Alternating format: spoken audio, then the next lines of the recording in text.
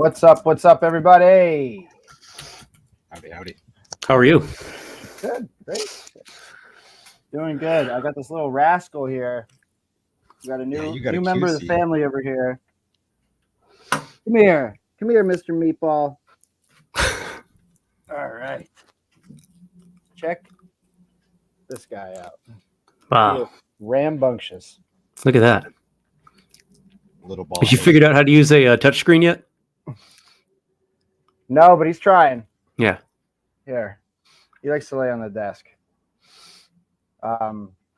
Anyway, yep. You're okay. He's 12 weeks old, so it's a handful. For sure. There he is. Oh, now he's gonna start chewing these wires. Yeah. Anyway, we have a fun, sort of different show for the Worcester City Council Theater crew today. We're having on Ben Levine, who is a sort of tenants' rights or a renters' advocate attorney.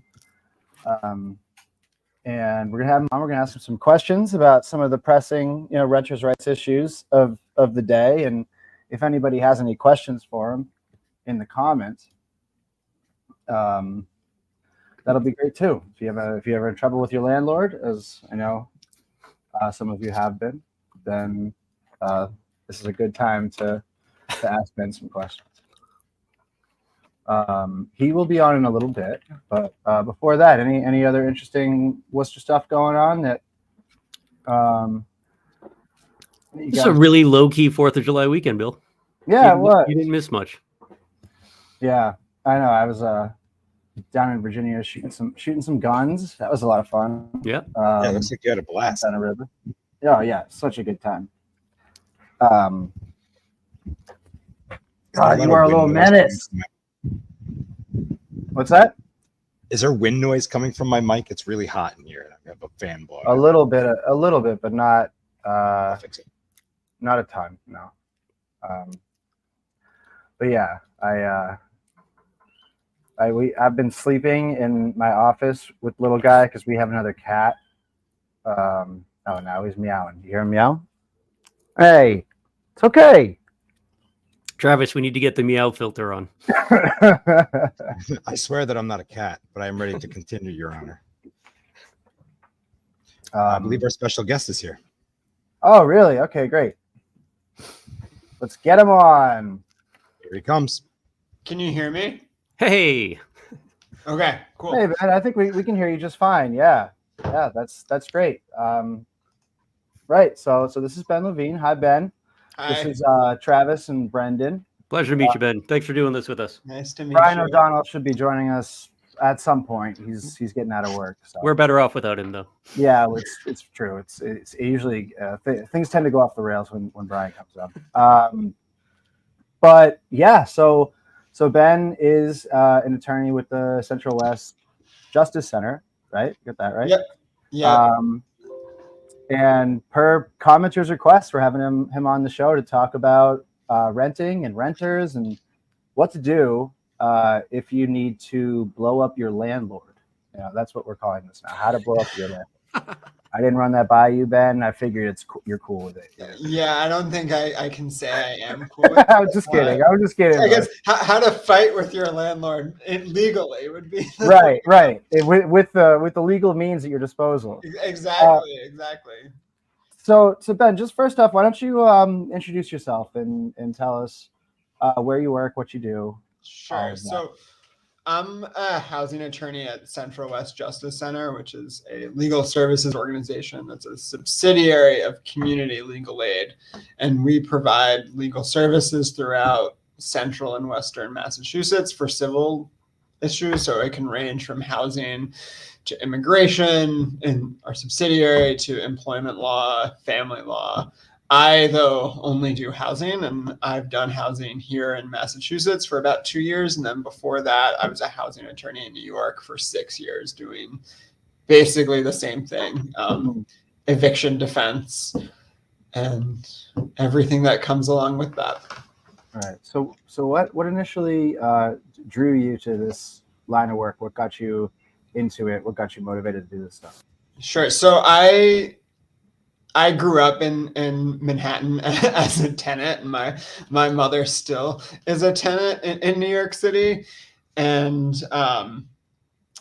yeah. So I worked. I'll say, like, I worked in the South Side of Chicago, working with kids, doing youth organizing and kind of addressing issues around poverty there, and then really identifying that the big challenge is really having stability and how much stability matters. And the way I see stability a lot of times is through housing. I can't imagine, I mean, I deal with it every day, but like to be displaced and like what that means to be displaced from your home, I would say it doesn't matter if you don't own where you live. Like, it's always your home no matter what. And so that's how I got into it. I started as a legal aid attorney in New York, working in the Bronx in 2016, when they passed a right to counsel bill that really greatly expanded the amount of housing attorneys that were provided to tenants. And then it kept on expanding. So really it was identifying the issue around instability and community instability and like what that means and the collateral consequences of being displaced. Right. And then I fell into the job, I would say, thanks to a lot more funding, and then have run with it ever since. And so then we moved up here to Worcester, my wife and I and daughter, 2 years ago. And I still wanted to be in the same fight that I was in New York. Yeah. Because I think a lot of across the country, the issues are the same. I mean, Right. Yeah. In Worcester, we have, I would say, two main threads of displacement. We have economic displacement, and then displacement by fire. Yes. Is a big one that we have in the city, unfortunately, because our housing stock is ancient. It is so old, especially on the cheaper end of the spectrum. But Ben, what does like a typical day for you look like at Central West Justice Center? Like what kind of stuff are you doing? Sure. So, I mean, I think kind of the two issues that you said are the main challenges of housing are the issues that we're dealing with and our cases. So a lot of our cases, and I work throughout all of Worcester County, are people who are being evicted for a variety of reasons, non-payment of rent. Then there's because people can't afford their rent a lot of times, or there's just minor instabilities that lead them to falling behind on their rent, which is, I think, a bigger problem that I don't think people always identify as, like, you have a short-term loss of income and you fall behind. And then there's a lot on just what they call a no fault eviction, which I think a lot of times what we're hearing from landlords and their attorneys is they just want to raise the rent. And there's not a tremendous amount of defense you can do to that. And especially the market, I guess, is in theory supporting that. Even though I view it as an extractive economy. People need a place to move to live. So I think there is some discrepancy in the market. And then we got a lot of cases that are for cause cases, so alleging people are violating the lease. And a lot of times those allegations are tied to some disability or something connected to that's why they're being evicted. And so a lot of our work is to work on getting called a reasonable accommodation so that we can help get modifications that the landlord's required to make under federal and state law so that our tenants can remain in their building. And then the last one I would say, which you talked about, are the fires. And that is something that we've seen a fair amount this year. We've represented, I'm trying to think of how many different buildings I alone have touched on. I think it's like 3 or 4 that I've worked with. There's been, I want to say, a half dozen, maybe even more, like triple digger fires just this year. Yeah. We had, my office did one of the larger ones back in February or March where we represented a bunch of tenants. And then there's been some others that have come in too that I've represented. And yeah, I mean, where do these people go? Some of them have been put up in hotels. Some of them have gotten some money, I think. And there's obligations that people have, that a landlord has, to rehouse someone for either the terms of the lease or 30 days, which is actually only a new regulation. But yeah, I mean, folks are displaced, and I don't think that I've heard of, at least, that they're able to move back. Right. Interesting. I didn't know that about the 30-day. Yeah, so that regulation, I think, came into effect sometime in late 2022 or 2023. Oh, okay. And I'll say, like, we've seen judges order it. Like, the judges have been very good. But again, it's one of these things that you need to know. Right. Yeah. And that's like a part, the exact reason why we wanted to have you on, is that there's so many things that I think that about, like, housing policy, housing law, all of this stuff. It's so, I don't know what a good word for it is, just like specific or erudite or whatever, that like a lot of how could regular renters know this stuff? Yeah, I don't think they could. And the courts have acknowledged how complex it is, and it moves fast. And I think I've always been trained, like from when I first started as a legal aid attorney, that like it is the housing court. I mean, this was in New York, but it's true here too, is a poor person court. And most of the tenants, I think, in the state, it's about 4% are represented, and 96% of landlords are represented. And I think we all know why that is. And it's two reasons. Is one, tenants can't afford it, but also I think landlords know that it is complicated and they need an attorney.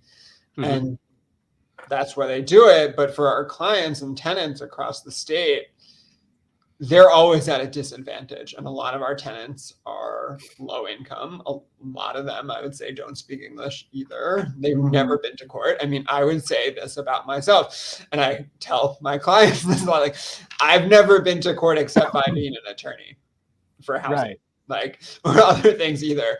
But I think, like, it's complicated, and the court's not allowed to really help tenants because it's supposed to be a neutral arbiter. But I mean, you walk in and tenants don't know. Like, they don't know what to do.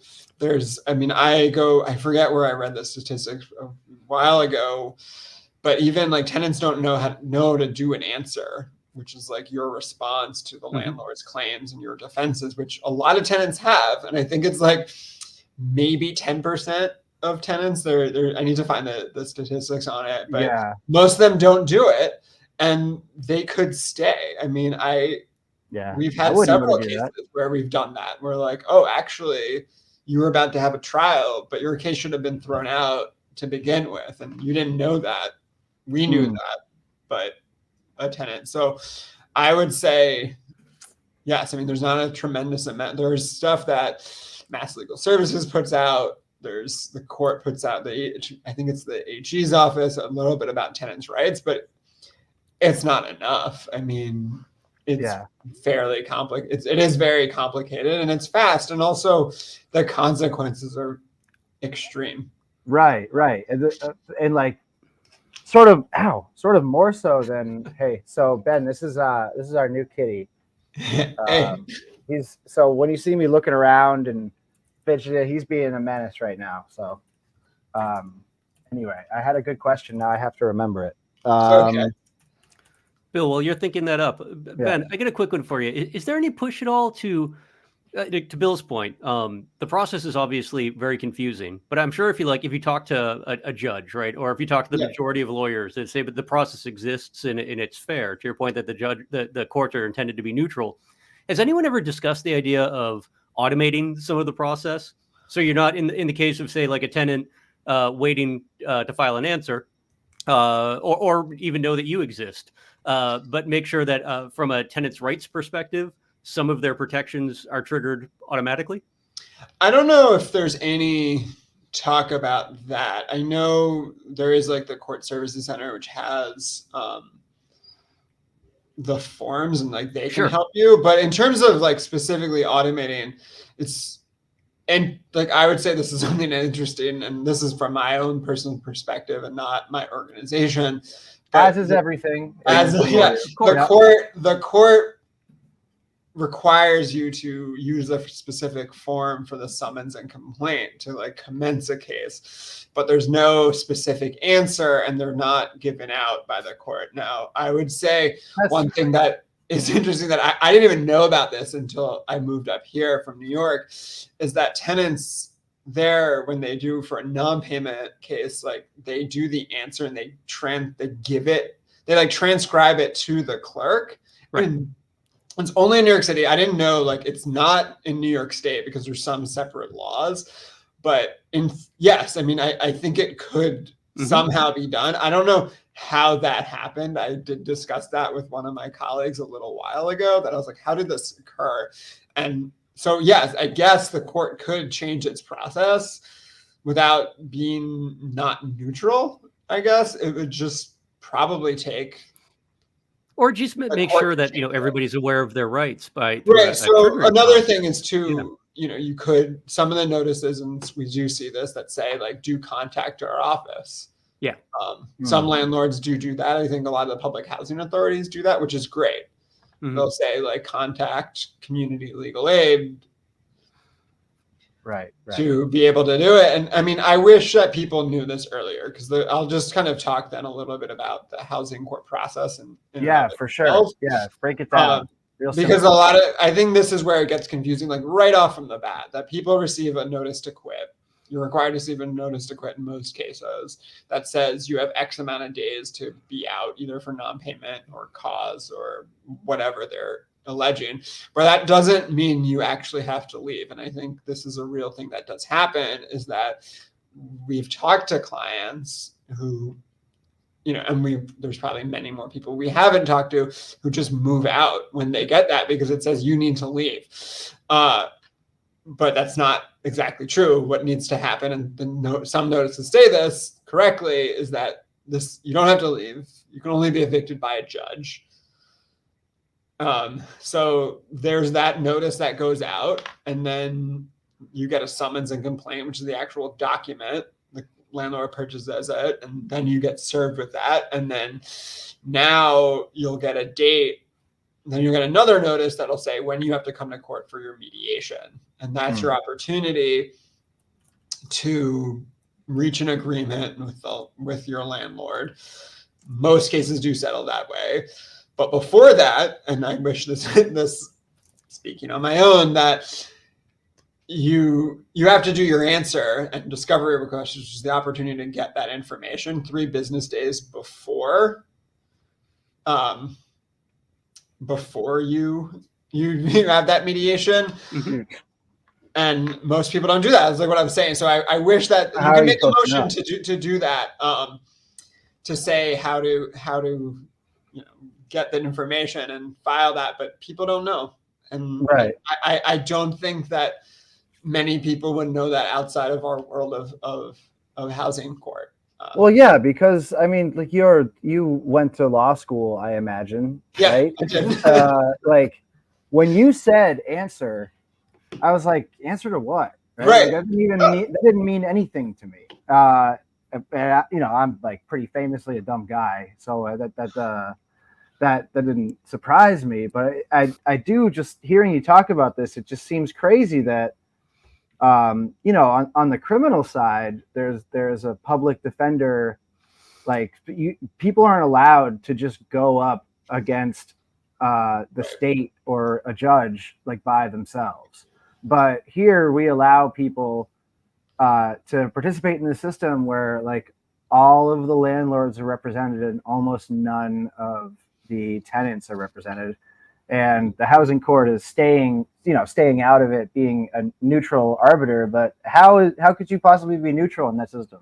Right. I mean, I think, yes, like I would think, and I don't know if this is why I could ever become a judge, but like I see it, like I've been involved in this one side for so long, that, right, we don't have that. I mean, there's been movements across the country to push for something that would look like what they have in criminal, but there's just not, it hasn't happened yet. I mean, I think it's some 20 jurisdictions across the country. There's state or city areas have it. There is talk about some funding in the housing bond bill that would pilot what would be an access to counsel program across the state. Okay. But yeah, I mean, I think the statistics show that when tenants have representation, they do significantly better. I'll say when I worked in New York, like that was one of the I would testify at hearings every year about that, and Right. there was statistics about it. So, but it's also here. Like few years ago, Boston Bar Association did a study about that, and there's other stuff that shows like yes, when each side has an attorney, it evens the playing field. Is like the way I see it. Well, Bill, we should actually mention that to some of the elected officials that we have relationships with that on the city side, just at a minimum publish through the city's website a tenant's bill of rights. I mean, when I'm listening to you talk, Ben, the parallel that keeps popping into my head, it's two things actually, but it's you always hear people talk about how IRS code could fit on an index card if we wanted it to, but it's volumes and volumes of legalese, specifically because it benefits the people who can afford the lawyers that can read the legalese. And then, I mean, full disclosure, I work in real estate. I try and be one of the good ones, so I apologize in advance. But I mean, also when I'm listening to you talk, I mean, the idea that the tenants would be able to have a lobby the size of NAR to be able, or MAR, whatever the case may be in Massachusetts, to be representing them at the state legislature level, the way, say, the Realtors Association are, which then trickles right down to landlords from having a larger outsized voice. It's just astounding. It just seems that there's a much better way to be handling so much of this while still keeping it fair as well, too. Yeah, I think so. And to me, that's a big part of it, too, right? It's about fairness. And I think I get mad when I see that like this was a problem that you would have won, but for that you didn't have an attorney. Right. I mean, I can't control, I wish I could, the economics of how housing price. I mean, having an attorney is not going to solve that problem. Mm-hmm. I would think, and there are studies about this, that like raising the cost of eviction does lower the amount of evictions that happen. So yes, that's true. But there's also so many issues around just being priced out. I mean, it's both. Having an attorney does make it a lot better. And again, like that goes to what I'm saying and the statistics show that like, yes, when there's a lawyer representing both sides, the tenants can do well. And one thing too is like Massachusetts has some pretty good tenant protections that we're able to use like for our clients, that if there were problems in your apartment, you can use that to fight and owe either less rent or even keep your home. But if you don't know that, you won't be able to assert it. And like you could have walked away, gotten money, kept your home, but for the fact that you didn't know that. And so many of our clients and so many people who live in poverty don't have this training to know that. And I mean, frankly, like, like you said, I went to law school. Like I didn't know any of this until I started being a housing attorney. And there's still lots of things I don't know. Like, I mean, housing is so complex. Right. I mean, you asked about our day to day. Like I'm probably in court twice a week, and so I'm familiar with it, but there's tons of stuff I don't know. And how are someone who doesn't do that, how are they supposed to know what to do? Right. So that's a good time to say that there is an intake line, right? We run an intake line, and you can call the community legal aid intake line or the Central West intake line, and that's your chance. And we also get referrals. We do get a lot of referrals from elder services or other places to get an attorney, we do have, I'll say, we do have priorities. Like we look at a lot of times with people who have a subsidy, just because we're of limited resources, and there are additional protections that give you the right to a renewal lease, which is huge. But we do a lot of other cases too, that if we have like a specific elder unit, we have a fair housing unit at community legal aid. I catch the other stuff, some of the other stuff that comes in. But yes, we have our intake line. We're open. I believe it's Monday every day on their website. It has the hours that it's open. And then on Thursdays, if you have court, we run a lawyer for the day program that we're there in the morning. And so tenants sign up and they can meet with the attorneys who are staffing it to be able to get help. It's designed for people who are in court that day. Gotcha. It's a good thing. And I'm like, it would be great if you're a tenant, you get there you have a Thursday day, because then you'll have someone to talk to. But that's how people access us primarily, is through our intake line. And then other agencies refer it to us too. Ben, how does the caseload in housing court in Worcester look? Are there a lot of cases moving through? I mean, is it the sort of setup where if you do file, like you're looking to stay and fight an eviction, that because they're backed up, you might be able to buy some extra time without feeling like you're taking advantage of the system or whatnot? Is it a ghost town? No, it's pretty crowded, I would say. The court does move. So the court does move around a bit. So it's not in Worcester every day. That I think it is actually in Worcester every day, but like sometimes in the afternoons they'll be in Leominster or Marlborough or Dudley.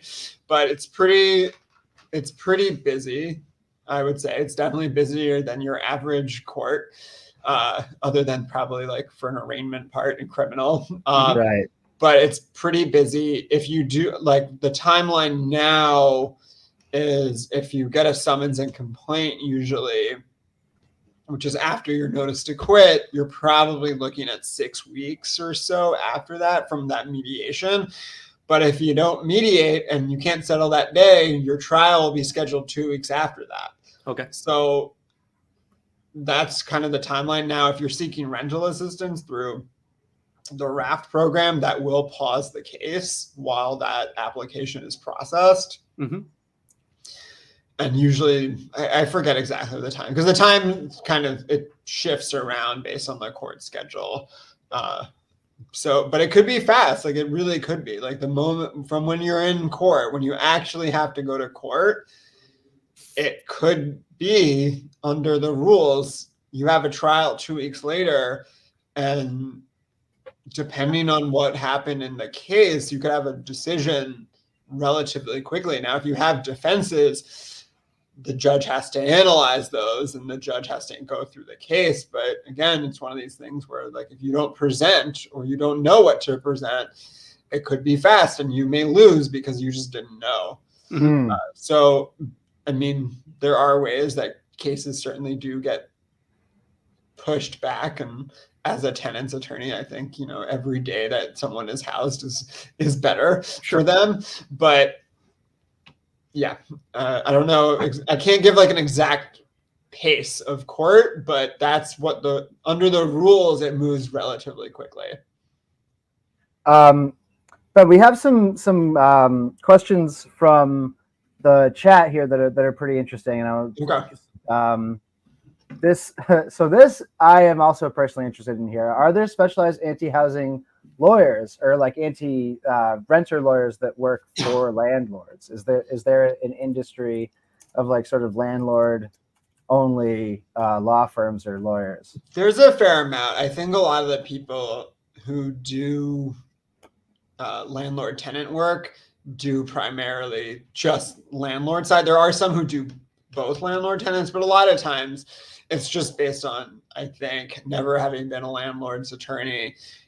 If it's like a bigger property, they don't want to be like conflicted out. So a lot of times, yes, that's all they do. And in my experience, it makes, to be honest, like from an economic standpoint, it also makes sense because as a landlord doing housing work, I think it's really, because it's based around high volume. It's based around high volume. Plus, if you're going to be in court all the time, it's easier to be in one place. So yes, there Yeah. are a fair amount, and and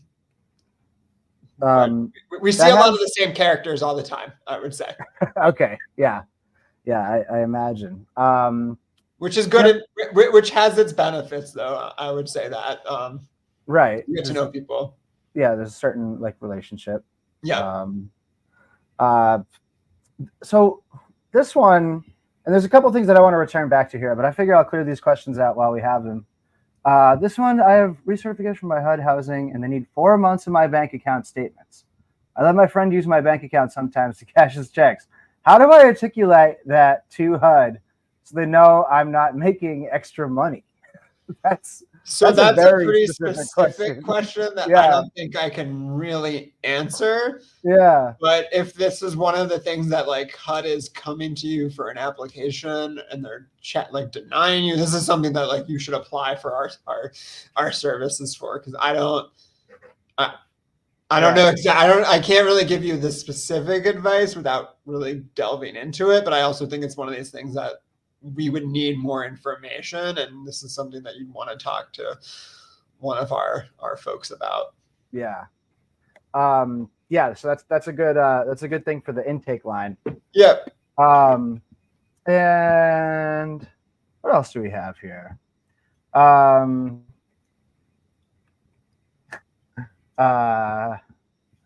So this one I thought was interesting too. I don't fully understand it. How do you decide how much less to pay in rent? I want to do it, but I'm afraid I'll have to go to court against landlord, and I don't have the money for that. So that's, you pay less rent or stop paying rent. Is that the idea? So I'm guessing, and just guessing, that you can withhold your rent if there's problems. You need to notify your landlord before that. There's no set standards. It's really up to the judge based on what there's warranty of habitability. So that means that the landlord is required to provide you with an apartment that is habitable. But if there's problems, you have with the apartment, there are defenses that you have that would lower the amount of rent. That's the warranty of habitability is something that cannot be waived. So a landlord can't, agree, I don't think, to like charge you less or say like you can't contract around that. Actually, is what I would say. So I would say it really depends. You should notify your landlord, but you are likely to end up in court. What does happen though is if you notify them about the conditions and you withhold your rent, you get, and again, like if we're going really into it, check out everything. But you have a retaliation because if you report conditions to the landlord, or better, because it's better evidence if you call the Board of Health about, and Worcester does a pretty good job in sending out inspectors. We get the reports all the time. It puts the landlord on notice that these conditions exist. The landlord can get fined, but also it protects you because if the landlord does try to evict you, you have that retaliation defense, and you also have other defenses that may lower the amount of money that you owe. The retaliation, it's presumed if it happens, the landlord files a case against you within 6 months or takes other actions against you within 6 months of that complaint. Yeah. This is a good follow-up question from the same commenter, George Seption here. So in the event that you are just renting a room in a house and you don't have an official lease, does that change the amount of protection that you have? So, and then follow-up, should you be pushing for a lease in that case? It also depends on who you're renting from. As to the first question, I would say you should always have a lease. It's better because it defines everyone's obligations towards one another. There are provisions about if it's a rooming house, which I'm not sure if this exactly is. One thing that does come up, I would say, though, is we've seen cases where someone moves in and you're not allowed to sublease, and that could be a violation for both the tenant and the subtenant. And so, you in theory could both be evicted. And Mhm. if the main tenant moves out, you could lose all your rights and be evicted even faster than if you had any tenancy rights. So I would say the second question is easier. Yes, you should really have a lease if you can, but I also understand that a lot of times people don't. And the way that a lot of leases here work is you sign a lease and then it rolls over and becomes a month-to-month lease. Plus, I would say too, lastly about a lease is a lease defines how a landlord's supposed to terminate your tenancy or what specific other obligations. And that's one of these things where you may have additional protections that you may not have known about because it's defined in the lease, which is a helpful thing. Yeah. This is a snarky question. I like this. I'm not sure how familiar you are with the rental registry debate going on in Worcester right now. But a little bit. There is a certain thread among more, I guess you would say, conservative or pro landlord city councilors that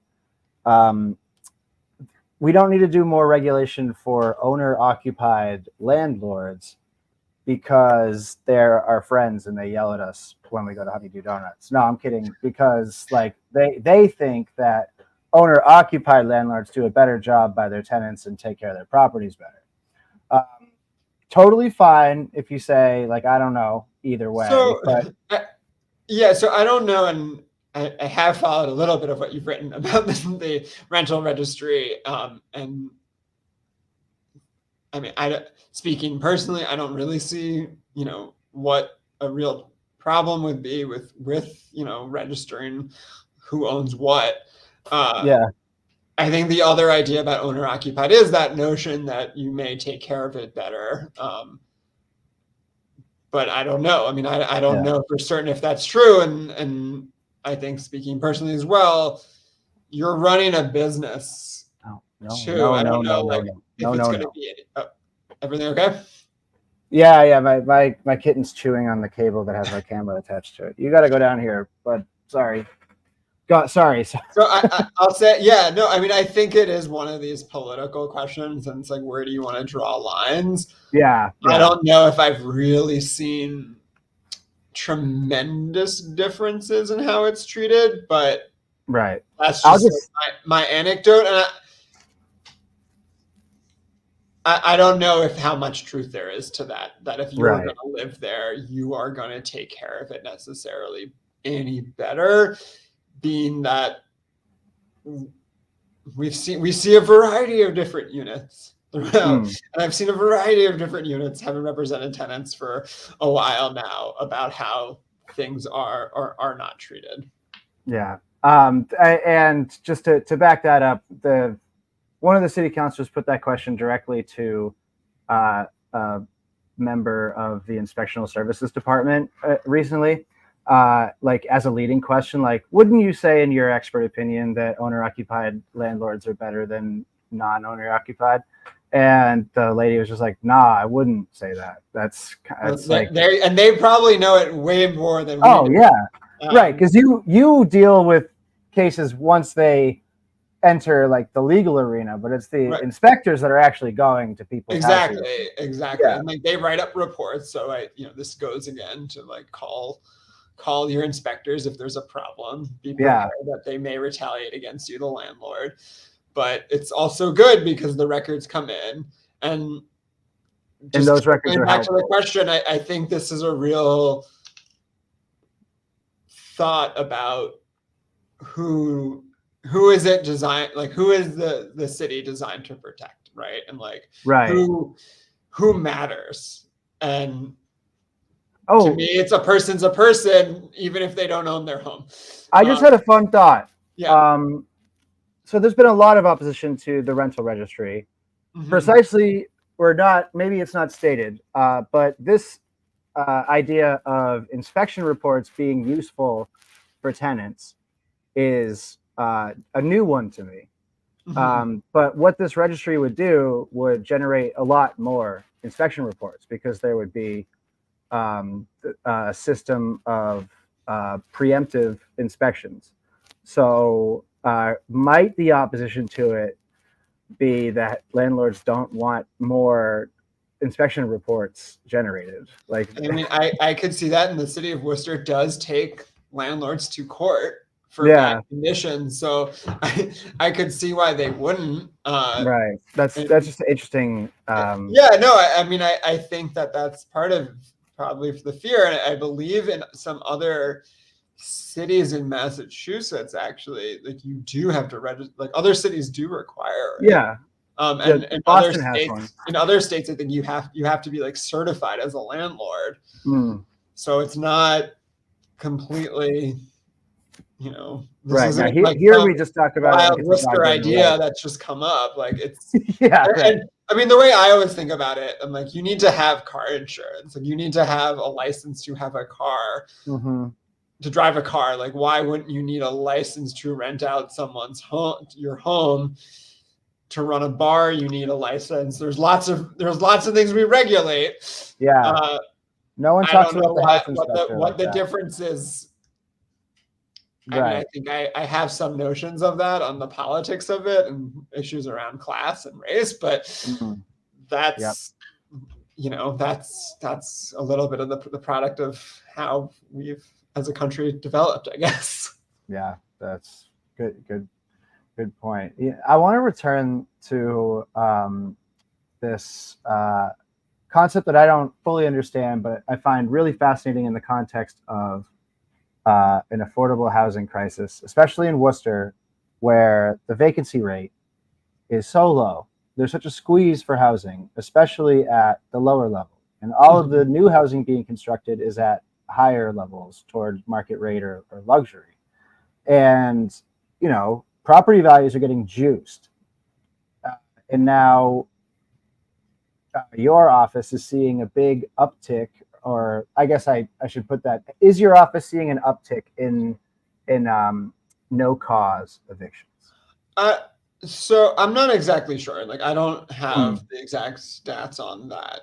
Right.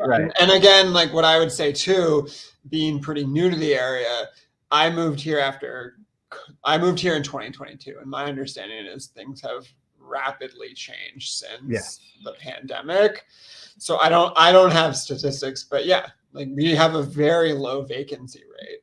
And when you have a low, I mean, you can squeeze tenants is like the very fact of it. I mean, I should have said too, when I became a housing attorney, I read the book Evicted by Matthew Desmond. And that's like a big thesis of the book, is that like you can really, really squeeze people as a landlord to low income tenants, because people need to pay.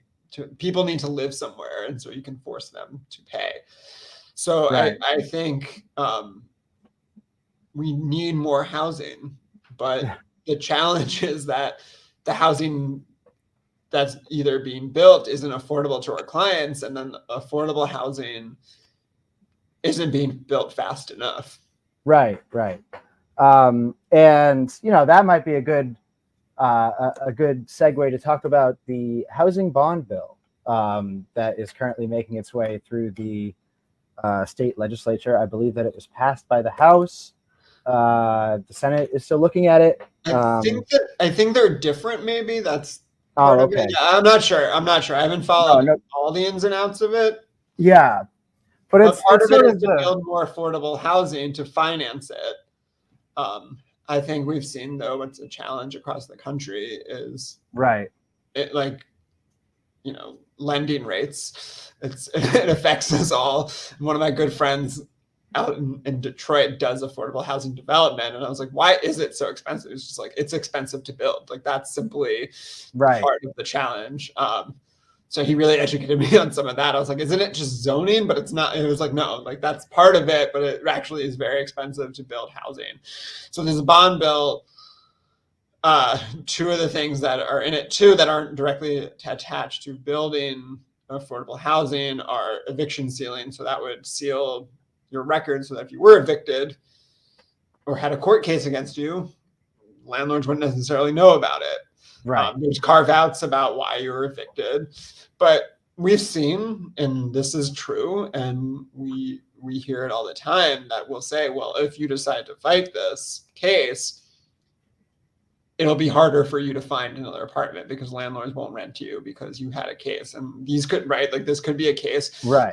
You were a good tenant, but they wanted to raise the rent. And like, to me, it's like that justified. So that's one of the things. Another one that I followed a little bit about is the access to counsel to expand the amount of tenants, attorneys. But we're seeing this crisis here in Massachusetts, and I wasn't here before the pandemic, but in my understanding is it's really shot up. Yeah. It has. And I mean, I said like before, I grew up in New York and it's wild there, but like Worcester is number 3, I think, in that Forbes article about third worst how tight a market it is. And yeah, you know, the question for me always is, well, where are folks going to go? Because if the price keeps going up, where are they going to go? And that goes back to the displacement, which is why I started this whole job to begin with. And I care about that. Right.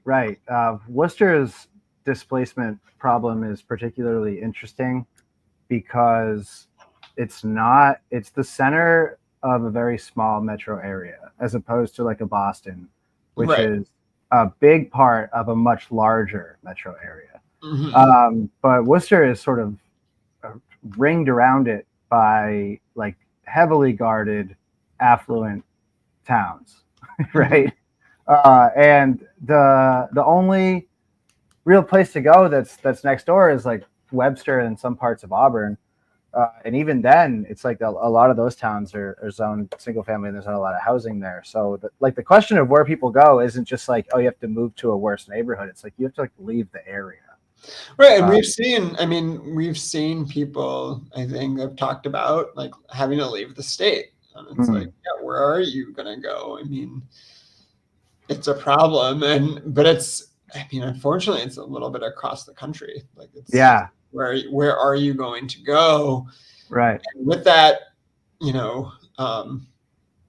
it's people being lost. Like I'll say, listening to 99% Invisible's podcast about the power broker in New York about Robert Moses. And he talks about displacement in the South Bronx and East Tremont. And I think it was in there that people were listening to him. This was yesterday. I talked about like how people are lonely because they lost their community. And I mean, that book was written in 1974, but that is real here.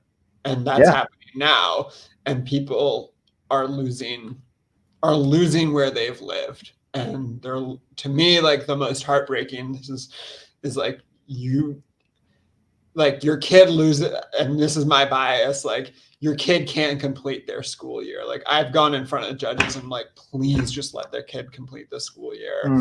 Sometimes like law doesn't allow them to do that. We've seen judges grant it, we've seen judges deny it. But to me, I'm like, how can this be in a society that like we talk about education and its importance, and then we're like, yeah, well, time to go. Not if you can't pay your rent. Right. Or the landlord just wants to, I mean, I guess that's part of not paying your rent, but I've seen that. Like that I've had cases like that, and it's tragic to me. Like, just let them finish the school year, please. Yeah. That's very hard. That's a heartbreaking thing to sort of wrap my mind around. But it goes to other things too. It's like, your doctors are in the area, and we see a lot of that too. Yeah. Your church. I mean, like your whole social fabric that you like exist in. Right. Yeah. So what are some things that every renter should be doing to brace and prepare themselves? Like arm themselves, give themselves the ammunition they need to self-advocate. What are some basic things that everyone should be doing? Sure. So I mean, number one, I would say is if you do get a notice to quit, you do not have to leave your apartment. A landlord needs to file a court case against you. Ready for this? Notice to quit, notice to sit, right? There you go. Stay put. I'll couch that though with what I was saying a little bit before, is that remember, you may have an eviction filing on your record. So it's something to think about. And Right. this was talked about that like you have to be strategic. So the other things, though, I would say, and I'm just going to pull it up, but Mass Legal Services does put out information about like how to defend yourself in court, and they're probably much better than I am, just in written form. That's how I think. Yeah. But the other thing I would say is that you will get notices from the court, and your answer and discovery are due 3 business days beforehand to your landlord about what those defenses are. And actually, Mass Legal Services and the Court Services Center does have those forms that you can get. And actually, it's very good because you can, it's kind of like checking the box. And if you look up pro se answer housing court and discovery, you will on Google, like you will be able to find it. And it's a check the box, and it's really helpful. And it is the way that if you are going to win, it is the first step in winning. Right. The other thing I would say is you don't have to leave. Like, you could be pressured. And if you have defenses, and such as having the fact that there are problems in the apartment, you could win money and you could stay in your home. There's a lot of other defenses too. Like, I'll just talk quickly. Like, if you are being evicted for discrimination, that is one. If you are, I would say contact our office. We do specifically around discrimination, but also you need to have received the proper notices, the proper timeline. You need to have actually gotten the notices. So there's a lot that I don't think I'm saying very well, but because it's complicated, but the main things are, yes, you don't need to leave. And that doing this answer and discovery is crucial. Right. So that's something that I'm curious about, because I don't think that I would really know going in, but like in terms of that answer, like preparing that document, what are some good I'll put things it in to the have? chat just to see the answer. Yeah. So you can post that. Yeah. So it's quite a bit. I mean, if you go through this whole list, it talks about all of the things that you may have as a defense. One could, ranging from you actually did pay the rent to 2, or to being that reasonable accommodation. So say, you are being evicted, your landlord is saying because you have a dog, but that dog, you can get that you need that dog, to help you with whatever disabilities. Say you have epilepsy, right? And you have a dog to help you with that. So like those are defenses that you can have. There's other things too that can help you. Retaliation would be another really good one. And if you can assert and win on that, you could win 3 times the amount of rent, like 3 times the contract rent. So if your rent is $1,000, landlord may owe you $3,000. Which is great. What, in what situation? So if it's retaliation, so say you called the Board of Health, landlord says, okay, you call the Board of Health, I'm gonna now start an eviction case against you, and you can prove it, or the landlord actually can't. It's the landlord's burden at that point. They can't prove that they're doing it for any other reason. They could owe you money, and if the landlord owes you more money than you owe them, and you're evicted for either non-payment or no fault, you can keep your home. So that's huge. That's very interesting. Right. And it's probably one of the best things that they've given to tenants in the state that they can win. It's called 8A, and Mass General Law 239 8A is like what defines how that all works. There's other ones too about the security deposit, that like if the landlord mishandled your security deposit, which is quite complicated about what you have to do as a landlord on your security deposit. Like there's specific deadlines that like they have to give you a receipt about the conditions. They have to give you like the bank information. There's all sorts of things. And if you go through what I sent, it kind of checks the box. But again, even checking the box, you have to then know how to present in court, and that's complicated. And I wouldn't know how to do that. I fully don't. I'm definitely not the expert on how to do this, and this is why people do it for a long time, and do it. So you need to know. Like the first thing is look at this stuff. Like if you are going to have to go to court. You want to do the answer and discovery. The other thing I would say is, in terms of accessing our services, is call us, please, because it is better to call people, to get in contact with a lawyer earlier on than the day before trial, because there are things that can be done, but it's just a lot harder. Right. And there's, if you don't call early, there's as you described, there's myriad sort of pitfalls. Right. I mean, the court can allow you to do an answer, like they can give it, but at that point, it's really somewhat more discretionary.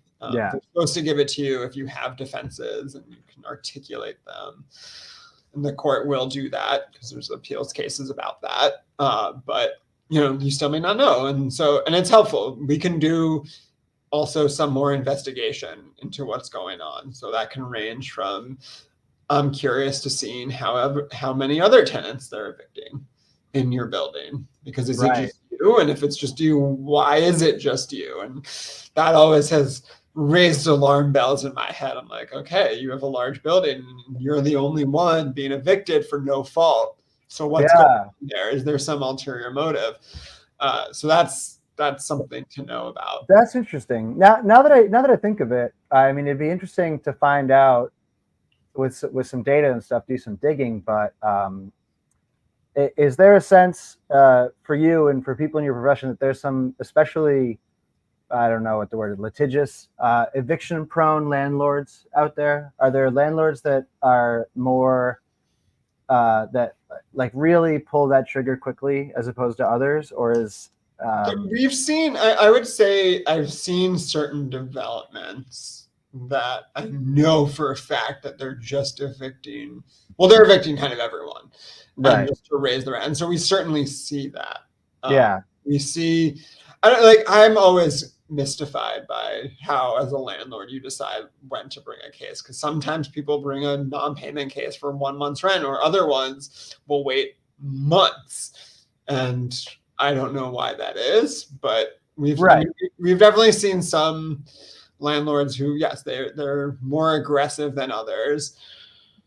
But I mean, going back to the affordable housing, we also see mass evictions from some developments. Like I think it was one up in Fitchburg, I want to say, or Leominster, that they were just evicting everyone, and folks had lived there for a long time, and it was just to raise the rent. So, and they, it was just sad. Like this is one of the sad ones where like, I've lived here for a long time, I have nowhere else to go. And this would have been, I think, maybe just when you arrived here, but my only experience with housing court was going to housing court because the landlord of a large apartment building, the roof collapsed, 267 Mill Street. Yep. It was right when I started. Yeah. The response to that from the landlord was to take every single tenant to housing court. And I have never seen so many confused and vulnerable people, and like the community legal aid people were just scrambling, trying to get everyone's, and they ended up like not winning, but like not getting boned by the housing court. But it was an extremely messy and confusing process. Yeah, and I think when those situations happen, it is very, and that goes to the fires too, right? Yeah. When something happens like that, it's complicated, and each individual is in their own situation, and it is a scramble, because you have a right to be rehoused for 30 days or the end of your lease term. Now, a lot of people are tenants at will after their year lease expires, so maybe it would be 30 days. Sometimes that does get extended because there is liability for a landlord for making someone homeless. Yeah, it's quite complicated. And when stuff happens like that, it's a real mad rush. And I would say in this, I not to ever side with landlords, but it does, like, where do you house all these people, to be honest? There's just not that much other housing. The law states that you're supposed to give them, I think it's, adequate, substantially similar housing, but if we have a housing crisis, where are you going to find that? Right, and that's the similar issue, or the same issue exactly, with homelessness right now, is that the state does a decent enough job handing out housing vouchers to people who need it, but then taking that housing voucher and trying to find a place to house yourself with the voucher is like near impossible for a lot of the people that I've talked to. They're like, yeah, I've had a housing and we've voucher seen for that 6 too. months. Even our clients who are being, sorry to cut you off, like even No. our clients who are being evicted who have a Section 8 voucher, which is the HUD funded voucher so you only get 30% of your income, they struggle to find housing. And I'm going to give another plug for our fair housing unit. If you are a renter, because there's income discrimination, source of income discrimination laws that we have, that if you have a landlord who says, I don't take Section 8 vouchers, that's the landlord could be liable for damages, and you can get to be able to rent. But Interesting. the rents, so that really does happen. That's a state law. There's no federal law on it. Right, but that's a matter that could be settled in housing court. That is a matter that can be settled in housing court. Right. I mean, so but if you have a Section 8 voucher and you go and you send an email to a landlord being like, I want to rent this apartment, clickety clackety, boop, boop, boop, send it. They come back to you and they say on the record in the email, we don't take housing vouchers. Yeah, that would probably be opening them to a lawsuit. That seems like something that people should know. That seems like if that's one of the things. Like if you have that come up, like please reach out to our office, because that's very interesting. I mean, there's a lot of discrimination in housing, and that's one I think, because it's new, that people don't always know about. Interesting. Because there is a lot of discrimination in housing around race, and I think the landlords have figured out what to do to kind of get around the liability on it. But source of income discrimination is pretty new, and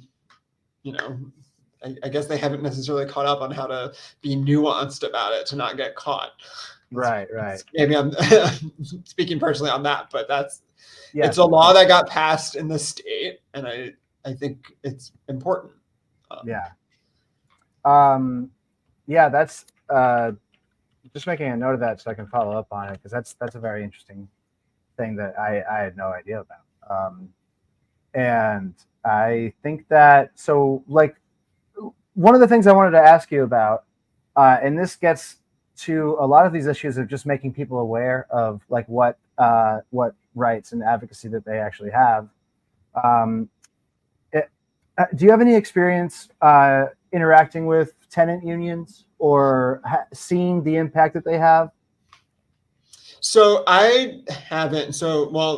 I haven't done a lot here in Worcester, and I actually didn't do a tremendous amount in New York either. The public housing the public housing providers, and I mean, certainly I know Worcester has like a tenants union, that because you're required to, I believe, under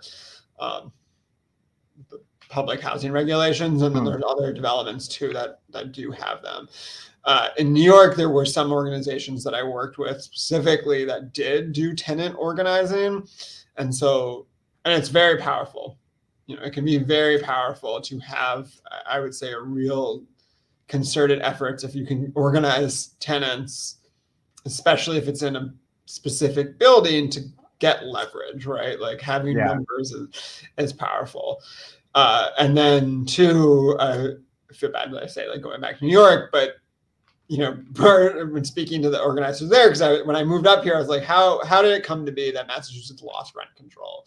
And some of the organizers were like, well, there wasn't as strong organizing, is like what I was told. And like in New York, there's a long history of tenant organizing. And I worked with some there that ran a program like every Sunday or Saturday about like tenants' rights. And we would sit there and work on it with that. So I think a tenant union is very important, because I think it's like 60% of, like, I just say this, like 60% of people who live in Massachusetts, I believe, are renters. And if you just think about, well, what does that mean for votes? Like what could be done if if there was more organizing, but you need to organize. And I would say I am not a community organizer.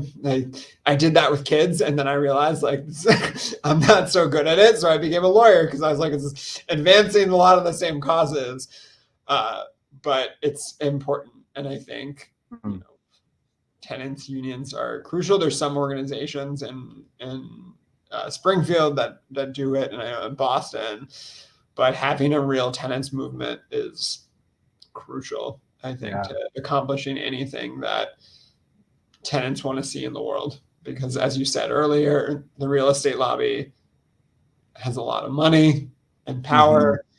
And what do tenants have? Well, they have the numbers. If it's 60%, if my number is right, then they should have the numbers there. Right. But you need to organize it. You need the numbers because the real estate lobby has the entire state legislature, which is right, and it's tied to money, right? Like that's what it is, and unfortunately, money is power. The rent control thing is just like, if you want to understand Massachusetts state politics, just follow what happens to rent control every year, because it's just a perpetual thing that gets introduced and dies. It just dies every time. And it's just politically, it's just impossible here for some reason, where like in other states, it is. Yeah, and I know, like, I mean, New York has had it for a long time, like going back to the 20s, and I believe some other states have done it as well.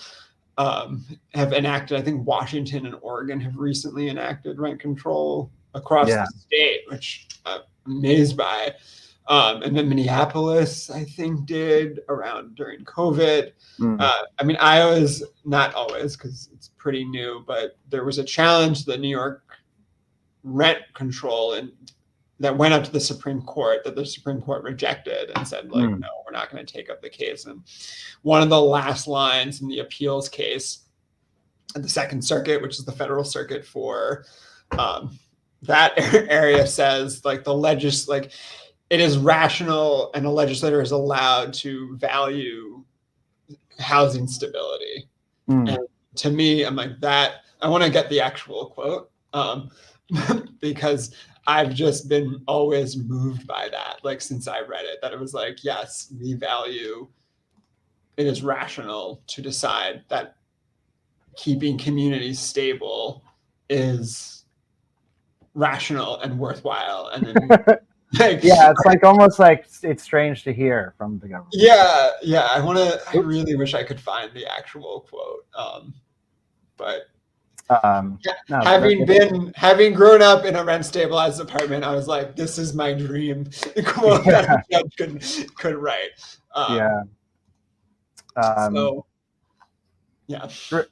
Well, Ben, I think I'm out of questions for you, and we've gotten about an hour here, so I want to thank you so much for coming on, and just leave it open to you if there's anything that we didn't talk about. Happy to talk about it now, but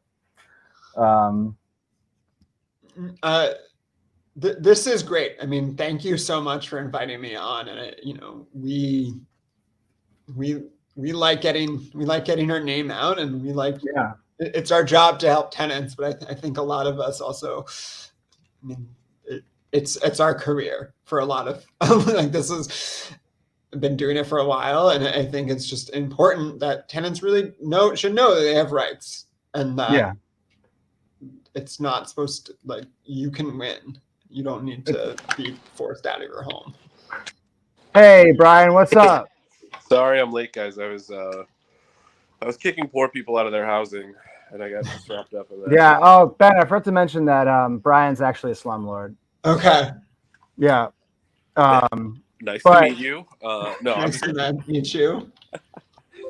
I just wanted to say that I listened to the whole thing you guys were doing. I honestly didn't even want to jump in because I was so fascinated by the discussion. I was really, really thoughtful and cool and informative, guys. Oh, thanks, Bryan. And thank you. Appreciate that. Hey, wait, actually, Ben, that reminds me, I have another question. How do you change the law so that, like, the deed to the property is up for grabs in a housing court case? Like, if you are a tenant and you win against your landlord, like, can you just like get the property, right? Like, so I don't think like you could do that unless you like there was some claim that you owned it. Now, I think we have seen cases like that like someone, you know, like they lost their property to a lot. Sometimes it'll be a family member, although I think earlier during like the foreclosure crisis, there was more of like deed theft, and that's a real thing that happens. That you turn over your house for a low amount of money or something like that. Yeah, didn't really know what you were doing. So yeah. Yeah, So I was just goofing. You want to sue for equity in your apartment, is what you're saying. So I mean, there are ways. There certainly are ways that like, but it all depends on how you came in, right? Like, there's cases where like it was bought, you know, a family bought it, and it's more complicated. But like a family member bought it, and only the deed was under one person, and that I would say you really need a lawyer for, because it's Ben, one more thing. This is a very weird comment that we just got and unsettling, and I just want to know if this is something that you see a lot. My son just called to say he's awakened at 8 or 9 a.m. 3 mornings this week to find his landlady standing behind his bed after entering his apartment with no notice. Can landladies stand by your bed after entering your apartment with no notice? It would probably breach called the breach of quiet enjoyment, which is a defense that you have that if basically a landlord, it prevents you from peacefully enjoying your home. It's the best way I've heard it described. And one of those, I believe, is usually interpreted as if your landlord comes into your apartment without permission. That is a violation of that, and that can entitle you to 3 times the monthly rent. So that does seem like something that would be a problem. All right. It's not legal we would need to go beyond that, but it does seem like that is problematic. Right. You're not making a judgment on this case specifically. Right. But it does sound like something that could be a problem. That's quite the situation. If I'm not allowed to legally haunt a house that I own, then what's the point of being a landlord? Am I right, people? Right. Yeah. You know, a landlord's allowed to rearrange photos, flip stuff upside down. Yeah. You know, put salt in the sugar in the salt, etc. Make the toaster pop. Yeah. Yeah. Ben, I don't want to take up any more of your time. Thank you so much for coming on the show, and for helping us out with some of these questions we've been having lately, and we really enjoyed your perspective, and I think that the chat did as well. George Sebson says, thank you so much for being here, sharing info and answering questions. And yeah, we will make sure to direct people to the Central West Justice Center if they come to us with problems. Absolutely. And I'll just say like thank you, because I think we were talking about tenants unions, but it's all about people power, and that's the way I see it. And the only way it changes is people talking about these issues. And I think a lot of people don't know about what is happening. And I've had friends who, you know, end up in housing or like maybe have to go to housing court. I'm like, it's really intense. Like, I want you to understand that like I go through it as an attorney and I'm separated from the housing, but I want you to know like it's very scary. And like that's how they've all been. They're like, oh, and I was like, yes, like it is not a good place to be. Yeah. I imagine if it's on either side, but I mainly deal with tenants. But I think again, like I'm really glad to come on this, and it's really about talking about these issues and seeing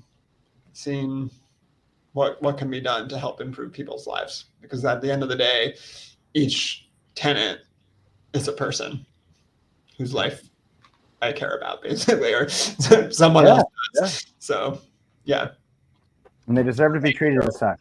So just remember, folks, notice to quit means notice to sit. Stay put, get your answers in, Exactly. take it all the way to whatever you call a trial in housing court. I don't think it's probably a trial, but like It whatever is. that It is a trial. It is a trial. The rules of evidence do apply. Okay. But unlike in criminal court, you don't have an attorney automatically. So. And that's why you need to call Community Legal Aid or Central West Justice Center. Ben, thank you so much.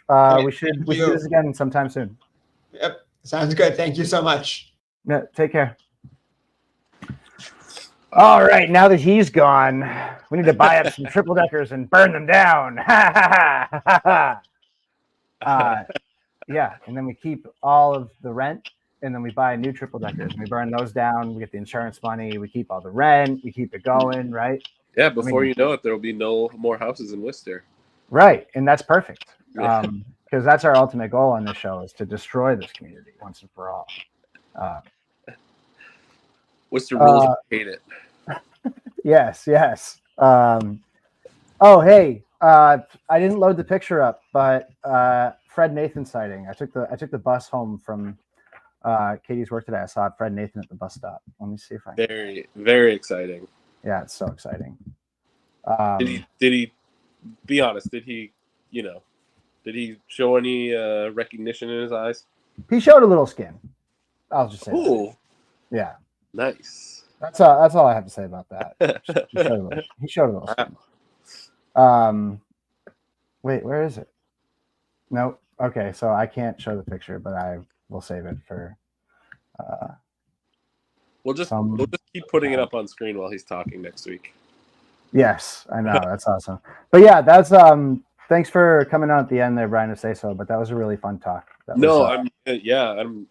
I'm sorry it took me so long. It took me forever to get home today, and I was bummed. I was racing to get home in time, and then I got here and I started watching it while I was on my way home. And I got here and I was like, I kind of don't even want to interrupt the flow. Like, yeah, Ben's a really smart guy, really interesting guy, and that was fantastic. A lot of really good.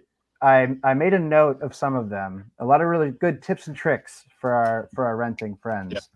Yeah. The term breach of quiet enjoyment is a great thing to throw at your landlord. If they hear that string of words coming out of your mouth, breach of quiet enjoyment, they're gonna be a little nervous, I think. They're fucked. Bill, I have a philosophical question for you. Sure. How do we rectify Ben literally being a carpetbagger gentrifier from New York, but also coming here to do really good work? Specifically around the people that he might be pushing out of town. Yeah, I know. I wanted to say that to him, but then I had to bail. I apologize for dipping out, but that was the one joke I wanted to make at him. Yeah. And, like on the one hand, fuck New York forever. On the other hand, you're pretty cool and smart, and this is helpful for people. Yeah, we should have put the screws to him with that one. How dare you be from another place? That's a pretty universally Worcester sentiment.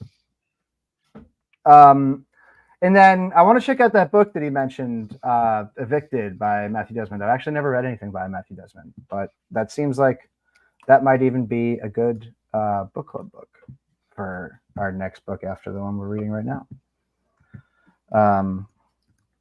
But yeah, no, that was cool. That was a good time. I think that I'm gonna grab a copy of Evicted, and if it's good for a book club, then we'll probably do it next. Why not? Bill, I was using it to kind of fill air because you forgot your question when your cat, I think, attacked your leg at one point in time. His claws are so sharp. It's we really should talk to. I mean, I think we've got a couple friends on the council that would entertain the idea of trying to push to the manager a renter's bill of rights. Like, that's just. I know it's a fluff thing, right? It's like what the Transportation Administration does when they want to let flyers know that like you can get a refund for your tickets. But it's also, it seems like an easy thing. It's like the city website should just have a checklist for renters. They're like, hey, these are the things that should be in a lease. These are the things you should do if that lease gets broken. Right. I mean, yeah, because like one of the major problems that we heard from Ben was just like the availability of information about how housing court processes work and all of that that's like a major barrier. It's just knowing. So it's like that is actually like a pretty easy slam dunk for Eric Batista if he's listening to this. Yeah, to just do that. You don't have to care at all. No. And the rest of the time, you can spend in the basement of that building from Killers of the Flower Moon, where Robert De Niro is yelling at Leonardo DiCaprio, and you're Leonardo DiCaprio, and Robert De Niro's at Augustus. You can spend the rest of your time doing that, making sure the developers get everything you want. But you can help renters out a little bit if you do that. Yeah. I think that's a great idea. I think that we should make that our new pet project. A new that's targeted harassment of City Hall. Do a renter's bill of rights. Hell yeah. Yeah, and if we I didn't want to take Ben's entire night, but if we had more time and maybe a follow-up would be to like talk specifically about like what purpose a tenants union could serve in Worcester. I feel like there was a lot more to talk about there, because it seems like that's something that the city could really benefit from. If he'd be open to it, man, I mean, we should keep that conversation going. I feel like this is housing issues are not something that are going to be rectified in Worcester in the near term, or long. It's I know it would be nice to just keep that conversation going. I feel like every week, once we get back into a regular council cycle, there will be more things that we wish that we had him on hand to ask questions to. Having a regular sort of, if he'd be open to it, check in. Yeah. I think would be good for us and some of the commenters. For sure. I'll ask him when I follow up with him after we're done here. Oh, next book club is January, dude. August 1st. August 1st is going to be the next book club, and we're doing chapters 4, 5, and 6. Hell yeah. I'll be sending out an email about that tomorrow. So that's going to be fun. Nice August 1st, 7 p.m. Yeah, and that's going to be another cool conversation. Those are fun chapters. What else? I don't know. I got nothing. I think it's gonna be a short and sweet one, right? Yeah. Oh, I got one more other thing. Taking the bus home from Holy Cross, basically. My bus stop was right across the street from Rotman's Furniture. Taking the bus home, yes, there it is. It was so chill. It was sick. It was really, really easy. Getting to the bus stop was fucking bananas, dude. I had to sprint across Southbridge Street there. 4-lane road.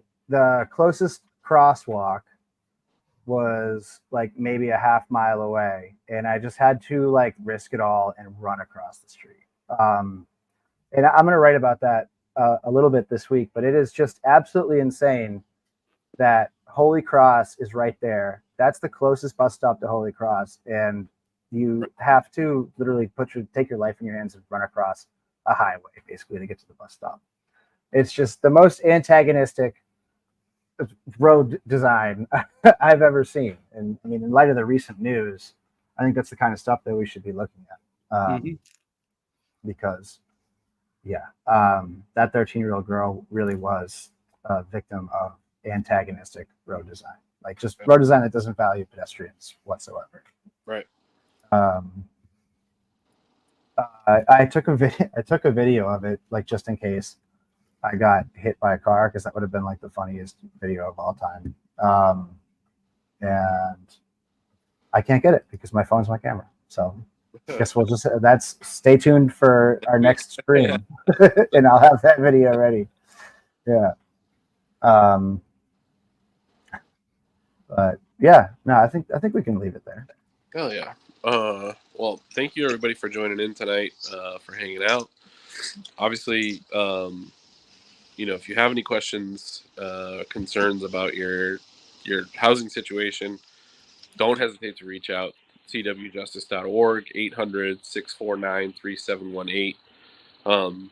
and it, like, you know, he said it. It's doable, but it's complicated, and it's designed in a way. He didn't say this, but it's designed in a way to make it impossible. Yeah, we could say that. Yeah. Yeah. That's not him. That's us. It's purposely designed that way. So, you know, I think it's great that the organization is great for having that, you know, doing what they do, and it's great that we have them around here. So you utilize them. For sure. Yeah. I'm on my phone, so I don't have all the stickers up, but it's fine. Just make sure you're subscribed to all of our stuff. Oh, there we go. Someone's got it. Substack.com, WorcesterSucks.email. Subscribe to this Twitch. I'm about to be done with this job in literally 3 days. So I'm gonna get real weird with Twitch. I think that's what. Nice. Yeah. Follow us at Wootenanny Comedy. We got some shows coming up in August. Ahmed Barucha, one of the funniest comedians in the country, he's going to be coming to Worcester. We got a show with him. We have more details soon, but if you go to our Eventbrite, you'll see tickets available there. And we got a big hot dog coming up for before the safari, the night before the safari. So August 16th is a Friday. Oh, that makes more sense. Sorry. Yeah. Yeah. Wait, I don't get it. Yeah. Okay. Yeah, never mind. They're doing a super cool show at the Off the Rails on the 16th. We're not giving any details. No details yet. I didn't say shit. I'm just trying to help. I'm so sorry. I talked right over you and I fucked this whole thing up. Oh no. It's Travis, you ruined it. You ruined it. Oh man. Travis, you got anything to plug? Nope. Just go see my friend's cool stuff and go down. Oh, we're gonna do a No Jerks Network at Cordella's at the end of August. And I think it's gonna be the next release of the Punk Cake Zine. And I talked to Andy over the weekend. You can buy the Punk Cake Zine now at Crompton Collective and at Cordella's, or at oh my god, what's the arcade? Materia. Thank you. I think he's selling them at Materia. I don't know. I gave him a couple. He's gonna sell them. That's awesome. Yeah, Andy. Punk Cake Zine. All right, everybody. Meeting's back on next week. So we love you guys. We'll see you next Tuesday. See you next Tuesday. Everybody. Bye.